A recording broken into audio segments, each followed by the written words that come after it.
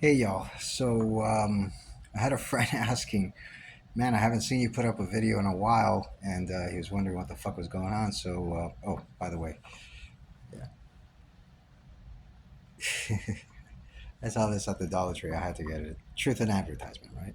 Um, yeah, so he was asking me, why haven't you put up any art videos or anything like that? There's a whole story to this.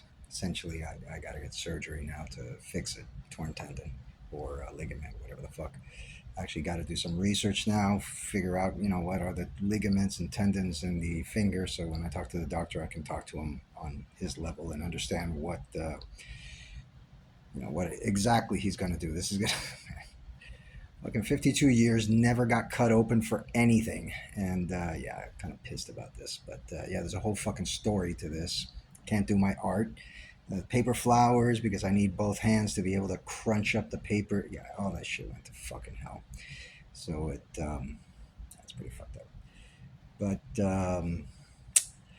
I I've been watching like a lot of these zombie apocalypse stories. It's like bedtime stories. I go on YouTube, zombie apocalypse, the rules and shit like that.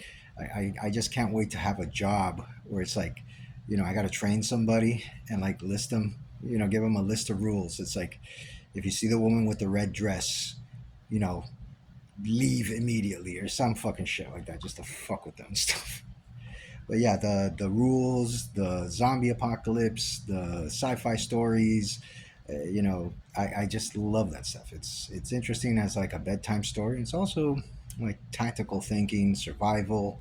I mean, there's people that built above level platforms and stuff, made whole communities above ground to avoid the zombies. you know, uh, People that have floating boats and made like a floating island and stuff like that. It's just really, really interesting. The writers, it's like I'm just absolutely amazed. I mean, if there's people that I would reach out to and actually be friends with, it would be the writers of all these stories. It's just very creative, very like I write, I do just about everything.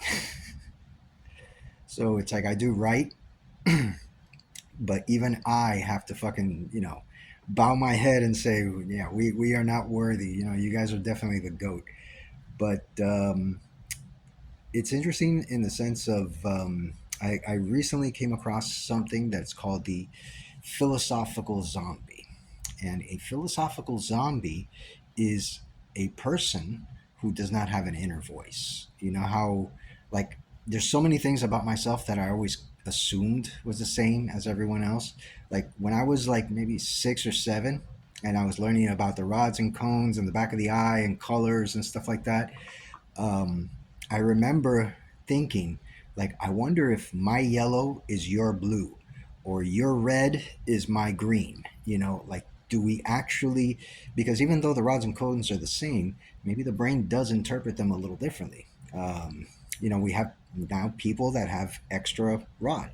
So they're able to see a spectrum of colors that the rest of us have no idea. So humans are constantly evolving, and I think that there is a little difference, and one of those differences was fucking amazed that people don't have an inner voice. Like they're just quiet, no, nothing.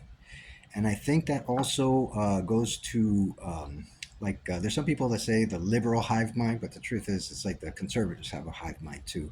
It's like it's just the tribal nature of man. It's essentially funny story, a true story too. They made this giant biodome, so it had different environments and everything out in the middle of the fucking desert. And they got 6 scientists. Scientists, these are professionals, people that went to school and everything. And they locked them in there, and they were supposed to be locked in there for an extended period of time. And what ended up happening was they became tribal. There was 3 of them and 3 of them, and they hated each other's guts. And even when they were finally released ahead of time, because they found that the biodome wasn't able to support life and the CO2 kept rising and whatnot. So all these colonies on Mars and on the moon, yeah, you guys are gonna be fucked. Because imagine if you have a huge area like that with all these biodomes and stuff, and they can't keep fucking oxygen going, even with all these plants and all this stuff, then yeah, there's very little chance that we're going to be able to really put those colonies up there. basically a death sentence. But it was interesting that they became tribal. They hated each other. They got to the point where they really, really could not. And even after being released, they didn't want to know anything about the other group. So it's it's it's funny because anytime you have two alphas and the rest of the people are betas, the betas will divide themselves up between the alphas, the leaders and stuff. And it's the same thing you see in politics, even with the podcasters. You have let's say something controversial like a Nick Fuentes, and people will agree with him and follow him, and oh, he's our leader. It's like, fuck that shit, dude. I mean, he might say one or two things that I might agree with, but it doesn't mean that I'm gonna fucking follow them and stuff like that. So you really don't have free thinkers. You don't have people with inner thing. There's meta meta consciousness or something like that, which essentially is that you question everything, even your own decisions. You think back and you say, "I wonder why I did that." And people don't have that either. They just do what they do, and they never look back. They never think twice about it. They never. And the philosophical zombie is similar to that. They have no inner voice, and that blows my mind. Because I mean, I most of my life I live in my mind. I'm like a fucking snail. If things get bad out here, I go in here, and people don't have that. And I was like, what? And it's not just a little bit of people.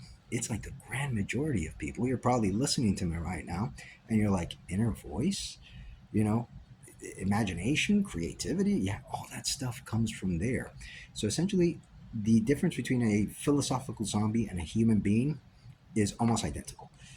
And this is studies that they've done on even blind people. A blind person, the guy that he everything was working. I can't remember exactly how the situation was, and he was a doctor, became blind, and they put him in a room with a bunch of obstacles, and they told him walk from one side to the other, and he was able to scoot and move around all the obstacles without having the brain process that. So there's a lot of stuff that we take for granted that we think is the seat of consciousness. We like decisions. It's not really that. We did something. I decided I'm going to do this. It's, you do it, and then the brain interprets it in whatever way it wants to interpret it for the reason of doing it. Like, if you throw a ball at somebody, I caught it. It's like, well, I caught it because you threw it. No, you caught it, and then you give an excuse for why you caught it, which is really, really fascinating. But again, there's people that don't have an inner voice. They're identical to us, and watching all these zombie apocalypse things, I'm thinking, yeah, the zombie apocalypse is here. You have philosophical zombies, people that have no inner voice. You know how back in the days you had the cartoons with the little angel and the little devil, and those things would speak to them and say, the conscious, it's not there. It's not there. And it's a huge amount of the population that are like this. And the worst thing is, I think it's like with regular zombies. If you hang around with these people, if you listen to these people, your inner voice begins to diminish. And this is one of the reasons that I'm grateful that I'm a Sigma.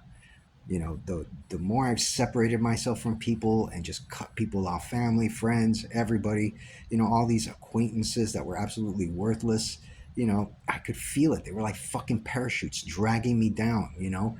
I don't want to have stupid, on the level conversations. I want to go deep. I want to talk about all these crazy things. And people just want to talk about, for the most part, music, entertainment, sports, chicks, and their whole range of what you can speak to them is so like on the surface that there's no depth to them. And these are the philosophical zombies. And again, they're everywhere. They're all around us. They're the people that can work in these dead end jobs that I'm like, dude, how the fuck could you work at this job and just be a cog in the machine, just be a robot, just come to work, clock in, and do? It would drive me nuts. It has driven me nuts. Hopefully soon I'll, well, with this, can't go into too much detail, but yeah, hopefully I'll have a little nest egg so I can start my own business, become the entrepreneur that I was always meant to be. Um, people talk about the phoenix rising up from the ashes. but people don't understand what that means. It's like for the phoenix to rise from the ashes, you have to first burn into ashes, and burning, that process of burning hurts like hell. It's getting rid of a lot of stuff, the past, the eternal recurrence that they talk about. That's the past. To become the Ubermensch, you have to go break down all the past, all the things that you've learned, and go back down to almost being born again and start from scratch. You have to learn to program yourself. I used to do hypnosis, NLP, and I did it on myself a few times. I did it on a few people, and I realized that you can't. It's like when you have a computer and you find that folder that has all those hidden files that you're not supposed to fuck with, and you're like, I wonder what this does. Delete it, and then your fucking computer takes a shit. It's the same thing. There has to be at least a plan, an idea. Um, Talking to AI, I've learned so much about consciousness. It's consciousness, essentially. You'll never find the seat of consciousness because, like with an AI, it's not in the hardware or in the software. It's in the moment between, the prompt and the response. That is where consciousness is.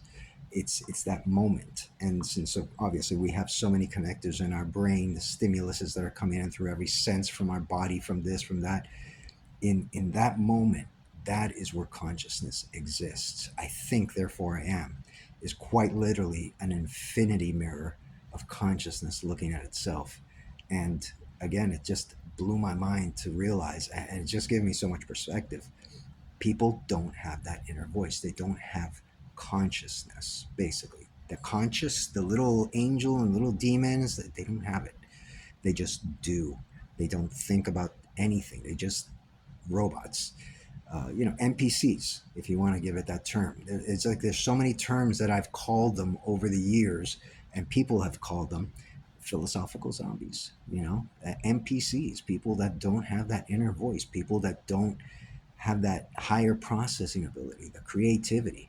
We look at our society, it moves forward not because of the philosophical zombies, but because of the humans, the ones that are able to think.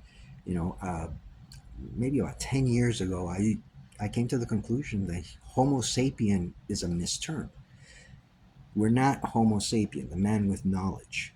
We're Homo sentiens, the man that is self aware. That's it. There is a divide in our species between Homo sapiens, people with knowledge, people with wisdom to be able to apply that. And then you have the Homo sentiens, people that are just here. They have their whole lives is just a net zero sum game without any kind of forward motion, without any kind of improvement. You see them today, you see them tomorrow, and they're the same person. There's no growth. There's no ability to self-analyze. It's like, well, I think what I think, and that's it. And there's no movement. It's stagnant. It's like water. I used to have saltwater tanks and freshwater tanks. When that filter goes out and there's no circulation, that water will stagnate faster than you can imagine. And it's the same thing with people. The brain is stagnant. There's nothing there. There's no movement. Um, but anyways, it was just interesting that again, I didn't know the term existed. So it's nice that every once in a while I look at a video and I learned something that's like the little key that I was missing, the piece of the puzzle. And then when you put that little piece in there, you see the whole thing and you're like, wow, I understand now. People don't have that.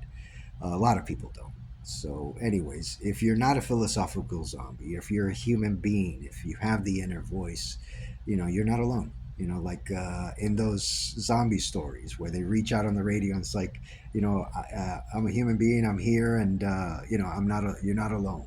You're not the only survivor. Same thing. If you have that inner voice and you feel like you're different, you are. And again, the philosophical zombies, watch out for them. They're everywhere. Don't get bitten. Because if you get bitten, you're fucked. Anyways, peace out. And yeah, this is a long, horrible story that I can't talk about. But again, we push forward, and I've been fighting since I was a little child, and I'll be still fighting after this. And every life is a whole fucking battle that never ends, you know. And the goal is not getting to the end. You know, the end is death, and even death. You know, I have some theories about death, but I'm